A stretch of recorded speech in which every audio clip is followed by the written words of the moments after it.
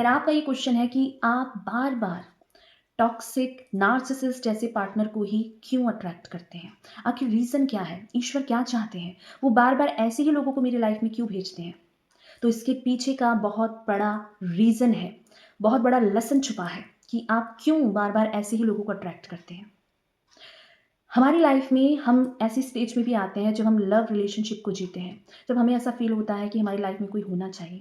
ऐसे में हम प्यार को एक्सपीरियंस करते हैं और उस प्यार के अंदर ही हमें बहुत सारी टॉक्सिसिटी, हमें सामने वाले का डार्क साइड दिखने लगता है।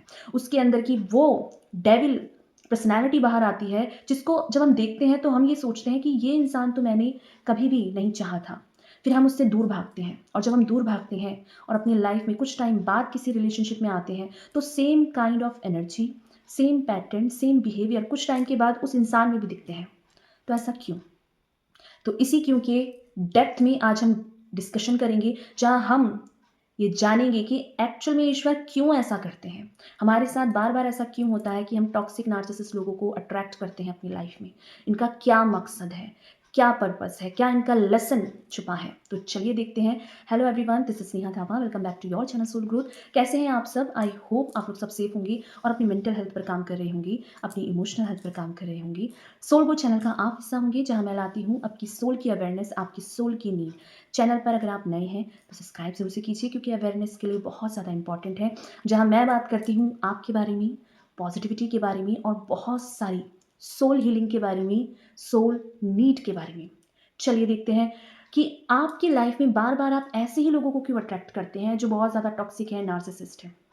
सबसे बड़ा रीज़न, आपकी लाइफ में आप अपने चाइल्डहुड में जाके, अपने बचपन में जाके ये महसूस करिए कि आपकी लाइफ में आपकी फैमिली का क्या नेचर रहा है। जिस सराउंडिंग में आप रहे हैं अपनी फैमिली के अंदर, वहाँ पे आपकी अपब्रिंगिंग कैसी रही है। क्या आपके पेरेंट्स में कुछ ऐसे नार्सिसिस्ट ट्रेट्स थे जो आप महसूस करते थे कि उनका रिलेशनशिप कैसा था, जिसको आपने देखा, आपने एक्सपीरियंस किया। आपके आसपास के लोगों का बिहेवियर आपके साथ कैसा था।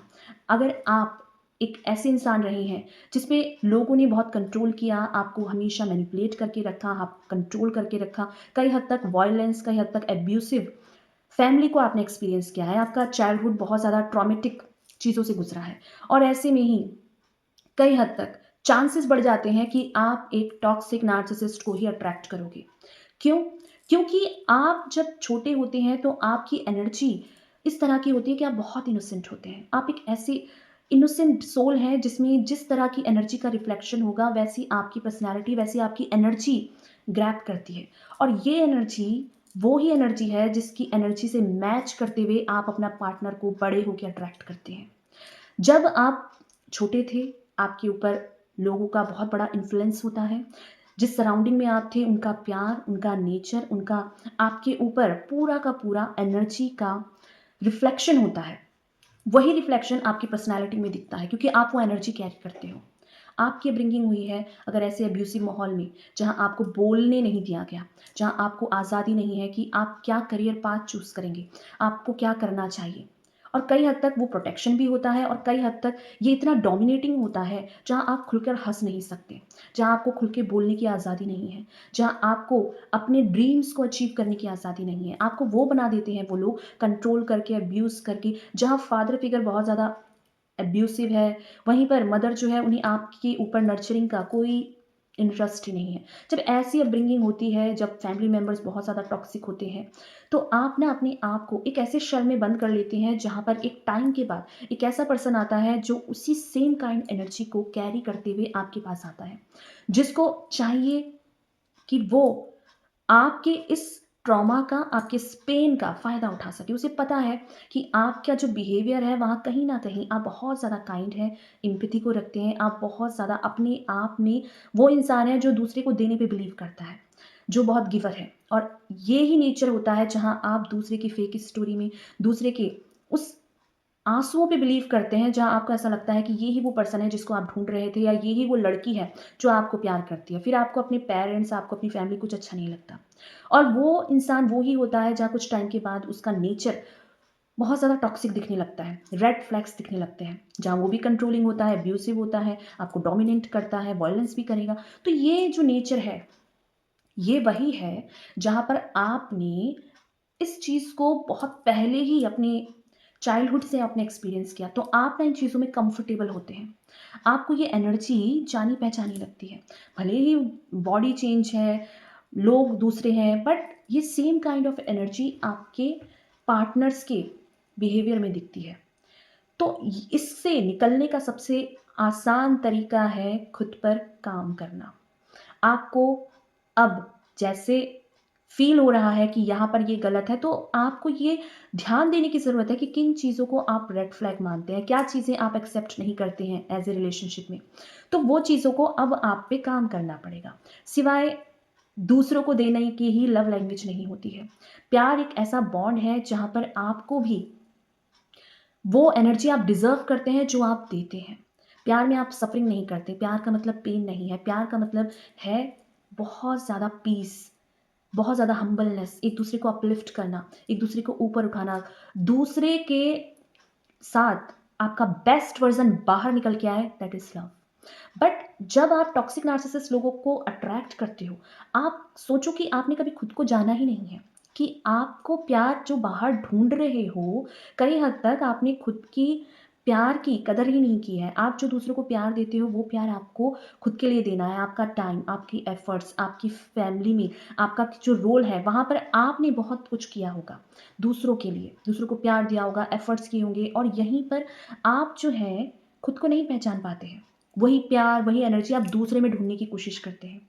तो जो एनर्जी आप ढूँढने की कोशिश कर रहे हो, वो चीज़ों को आप पे खुद पे पहले कंप्लीट खुद को फ़ील करना है। खुद को कंफर्टेबल कर रखना है उन चीज़ों के लिए, जिसमें आप बाहरी तौर पे लोगों से एक्सपेक्टेशन रख रहे हैं कि वो आपको वैलिड फ़ील कराएँगे, वो आपको इम्पोर्टेंट समझेंगे, वो आपको प्यार देंगे।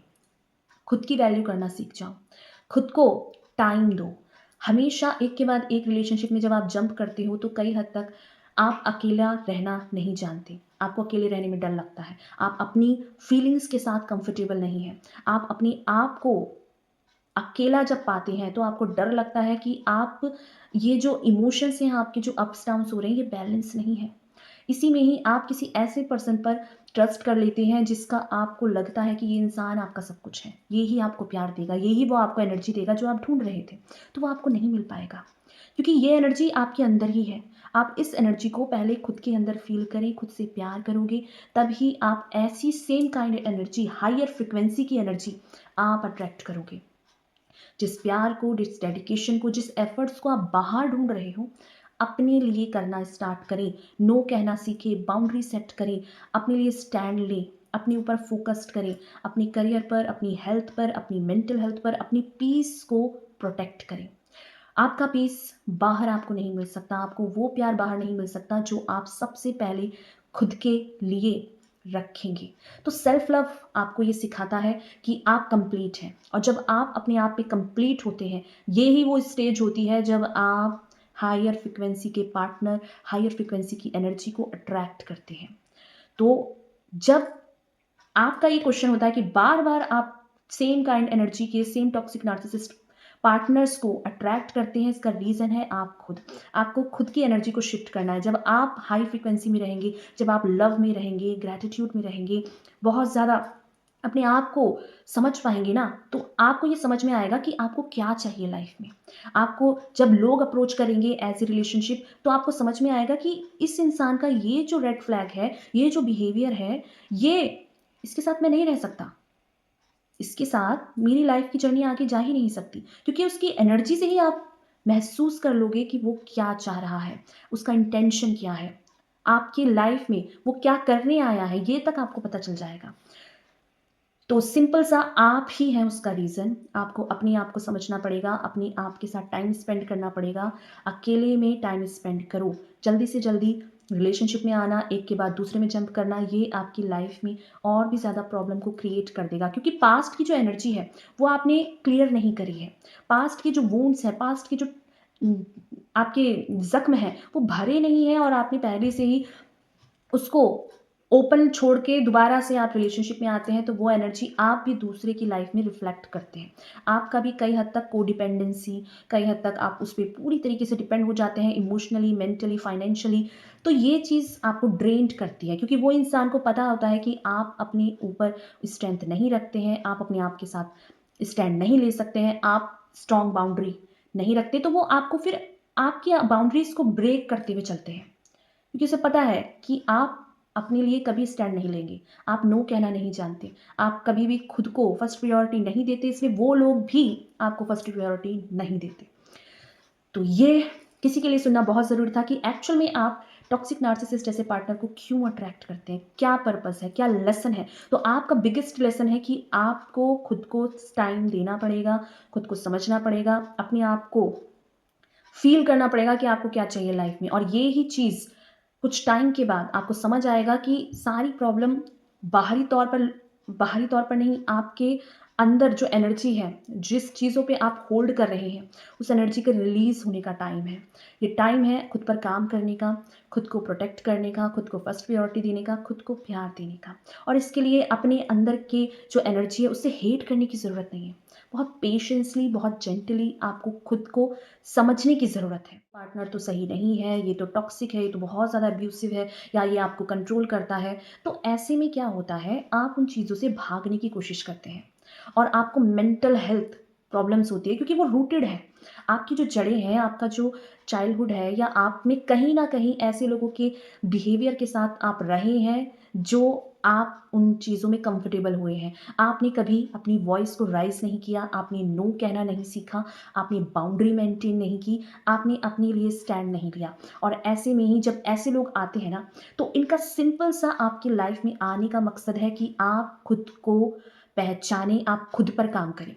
आपका बिगेस्ट लेसन ही है कि आपको ये समझना होगा कि आप प्यार के लिए दूसरों के पीछे भागने की ज़रूरत नहीं है।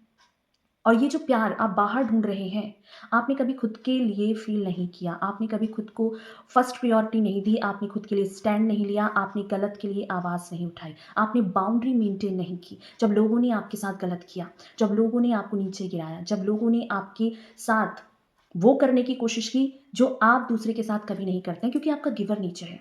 गिवर नेचर होना बहुत ज़रूरी है, पर टॉक्सिसिटी को एक्सेप्ट कर लेना, उसके साथ अपने आप को अलाइन्ड कर लेना, अपने आप को कंफर्टेबल कर लेना, ये गलत है। और ये चीज़ आपको ईश्वर बार-बार सिखाते हैं कि आप सीखो, आप समझो कि आप जिन टॉक्सिक लोगों के नेचर को एक्सेप्ट कर रहे हो, उसमें आपकी कोई गलती नहीं है। ये उनके खुद का नेचर है, ये उनके खुद का बिहेवियर है, जिसमें आपका कोई रोल नहीं है। और यहीं पर जब आप ये फ़ील करते हैं कि बार-बार ऐसे लोग क्यों आ रहे हैं, जब आप एक को अपनी लाइफ़ से निकाल देते हैं, उसके साथ आप बहुत कुछ आपने एडजस्ट करने की कोशिश होगी, काफ़ी सारी टॉक्सिसिटी के साथ आपने कंफर्टेबल रहना शुरू करते हैं। बट वहीं पर एक ऐसा मोमेंट आता है जब आप पूरी तरीके से ब्रेक डाउन हो जाता है आपका, पूरी तरीके से टूट जाते हैं और आप उस रिलेशनशिप से निकलने की कोशिश करते हैं। वहीं पर दोबारा से कोई भी इंसान आपको फिर से कोई फेक प्रॉमिसेस करता है, फेक ड्रीम्स दिखाता है, और आप फिर से दोबारा से एक रिलेशनशिप से निकलकर दूसरे रिलेशनशिप में जंप करते हैं, ताकि आपका जो इंटरनल जो अकेलापन है, जो आपके इंटरनली आपको फ़ील हो रहा है कि आपकी अकेलेपन को कोई और फ़िल कर देगा, अपने प्यार से, अपने टाइम से, अपने एफ़र्ट से, तो ऐसा नहीं होता है। एक रिलेशनशिप के बाद जब आप दूसरे रिलेशनशिप में जाते हैं, बहुत ज़्यादा चांसेस होते हैं कि आपने अपने लेसन नहीं सीखे। आपको अकेला किया जाता है ताकि आप खुद पर ध्यान दें। समझें कि आपने क्या मिस्टेक्स करी हैं, कहाँ पर आपने ना कहना नहीं सीखा है, कहाँ पे आपने बाउंड्री मेंटेन नहीं की है, कहाँ पर आपने अपने लिए स्टैंड नहीं लिया है। जब आप ऐसा करते हैं, वहीं पर आप देखेंगे कि लोग आएँगे, बट आपका एक स्ट्रॉन्ग ओपिनियन होगा, अपने आप के लिए स्टैंड लेने का एक स्ट्रेंथ होगी आपके अंदर। आपको सिखाया जाता है कि गलत के लिए कभी भी कंफर्टेबल नहीं होना है।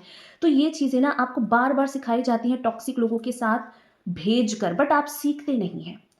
टॉक्सिक लोग आएँगे, बट आपका ये लेसन है कि आप उससे कैसे डील करते हैं। क्या आप बहुत जल्दी-जल्दी रिलेशनशिप में आते हैं, आपसे अकेला नहीं रहा जाता है, या आप बहुत जल्दी-जल्दी टॉक्सिसिटी के साथ कंफर्टेबल हो जाते हैं। आपको ऐसा लगता है कि ये प्यार है, तो आपके प्यार की डेफ़िनिशन गलत है। प्यार में पीस होना ज़रूरी है, प्यार में कंफर्टेबल होते हैं, प्यार में हम एक-दूसरे को ग्रोथ देते हैं, प्यार में हम अपने आप को राइज़ करते हैं। और जहाँ पर आप टॉक्सिक नार्सिसिस्ट या अब्यूसिव रिलेशनशिप में होते हैं, वहाँ सिर्फ डाउनफॉल होता है, सफरिंग होता है, पेन होता है और सिर्फ आपके साथ इतना पेन होता है, पेनफुल जर्नी रहती है कि आपकी हेल्थ, आपका करियर, आपकी मेंटल हेल्थ सब कुछ स्पॉइल होने लगती है धीरे-धीरे करके। तो ये जो कंसिस्टेंसी है कि बार-बार कार्मिक लोगों को अट्रैक्ट करना, नार्सिसिस्ट ऐसे लोगों को अट्रैक्ट करना, ये आपके लिए लेसन है। और अगर आप लेसन नहीं सीख रहे हो, तो उससे भी ज़्यादा टॉक्सिक नार्सिसिस्ट, उससे भी ज़्यादा अब्यूसिव रिलेशनशिप, उससे भी ज़्यादा कार्मिक लोग आपकी लाइफ में आएँगे। और यहाँ पर आपके लिए लेसन है कि अपने ऊपर काम करना ही पड़ेगा। जब तक आप खुद के साथ कंफर्टेबल नहीं होंगे, जब तक आप अकेले रहना नहीं सीखेंगे, जब तक आप खुद को प्यार नहीं देंगे, नर्चर नहीं करेंगे, अपने आप को समझेंगे नहीं कि आपको क्या चाहिए लाइफ में, कैसे पार्टनर से आप डील कर सकते हैं, दूसरों के टॉक्सिक रिलेशनशिप में रहकर उसको एंटरटेन नहीं करना है कि ये मेरी लव लैंग्वेज है। टॉक्सिसिटी को एक्सेप्ट करना, सफ़रिंग करना, दूसरों के लिए खुद को सैक्रिफाइस करना, ये लव लैंग्वेज नहीं होती है। ये एक माइंडसेट है, ये पैटर्न्स है जो आपने कहीं न कहीं अडैप्ट किया है अपने सबकॉन्शियस माइंड में, अपने अंदर इंसर्ट कर दिया है। तो आपका जो नर्वस सिस्टम है, आपकी जो सफ़रिंग है, वो बढ़ने लगती है। तो बार-बार टॉक्सिक नार्सिसिस्ट लोगों को अट्रैक्ट करना, रिलेशनशिप एज़ ए पार्टनर, ये आपके लिए वो चीज़ें हैं जिसमें आप ध्यान नहीं दे रहे हैं। तो ये इसीलिए ही है क्योंकि आपको सिखाया जाता है कि खुद को पहचानो, अपने लिए टाइम स्पेंड करो, खुद की वैल्यू करो, खुद को प्यार करो। दूसरों के लिए भी करना है बट पहले खुद के लिए गलत नहीं होने देना है। दूसरों के साथ भी अच्छा करो तो अपने साथ भी अच्छा करो। दूसरों को प्यार दे रहे हो तो खुद को भी प्यार दो। खुद की वैल्यू को समझो, खुद के टाइम को, एफर्ट्स को वैल्यू देना बहुत इंपॉर्टेंट है। आपके लिए सीखना कि आप क्या हैं, आपको क्या चाहिए लाइफ में। जब तक आप ये नहीं सीखोगे, same energy, same pattern, same toxic narcissist लोग आएँगे आपको समझाने। ईश्वर भेजेंगे आपकी लाइफ में बार-बार ऐसे लोगों को। जब तक आप सीखोगे नहीं, समझोगे नहीं, चेंज नहीं आएगा, एनर्जी शिफ्ट नहीं होगी। आपको अपनी एनर्जी को चेंज करना पड़ेगा, तभी उसी सेम एनर्जी के, सेम वाइब्रेशन के लोगों को आप अट्रैक्ट करोगे। टॉक्सिक नार्सिसिस्ट का अट्रैक्ट होना बार-बार आपके खुद का, अंदर का एनर्जी ही है। तो खुद को चेंज कर दो, बाहरी तौर पर सारी चीज़ें खुद शिफ्ट होने लगेंगी। तो ये सारी चीज़ें किसी के लिए सुनना बहुत ज़रूरी था कि एक्चुअल में आप बार-बार टॉक्सिक नार्सिसिस्ट लोग क्यों अट्रैक्ट करते हैं। वीडियो को आपने फ़ील किया हो, रिलेट किया हो तो ज़रूर से लाइक कीजिए, कमेंट कीजिए, अपनी पर्सनल एक्सपीरियंस शेयर कीजिए उन लोगों से जिसको उसकी नीड हो और सब्सक्राइब करके सोल गुड चैनल का पार्ट बन जाइए जहाँ मैं बात करती हूँ आपके बारे में, आपकी लाइफ़ के बारे में, बहुत सारी पॉजिटिविटी और ग्रोथ के बारे में। थैंक यू सो मच मुझे सुनने के लिए, मुझे अपना टाइम देने के लिए, मुझे अपना प्यार देने के लिए। Thank you. Thank you so much.